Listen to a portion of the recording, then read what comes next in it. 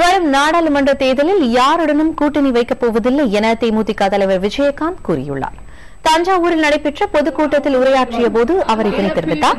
சம்பா சாகுபடிக்கு தண்ணீர் இல்லாமல் விவசாயிகள் தற்கொலை செய்து கொண்டபோது அரசு ஏன் செயல்படாமல் இருந்தது என்று கேள்வி எழுப்பிய விஜயகாந்த், அமைச்சர்களை அனுப்பி தற்போது ஆய்வு நடத்துவது மக்களை ஏமாற்ற முயற்சி என்று விமர்சித்தார். தடையில்லா மின்சாரம் வழங்குவேன் என உறுதியளித்த ஜெயலலிதா தற்போது மத்திய அரசின் மீது பழி போடுவதை ஏற்க முடியாது என்றும் விஜயகாந்த் கூறினார். முன்னதாக தற்கொலை செய்து கொண்ட விவசாயிகளின் குடும்பத்தினருக்கு தலா 25,000 ரூபாய் நிதி உதவியும் ஏழை எளிய மக்களுக்கு பொங்கல் பண்டிகைக்கான பொருட்களையும் விஜயகாந்த் வழங்கினார். ஆய்வுங்கிற பேர்ல ஏமாத்துறாங்க மக்கள். இந்த மக்கள் ஆய்வுங்க நினைக்க ஓய்வு கொடுக்க போறாங்க மக்களுக்கெல்லாம்.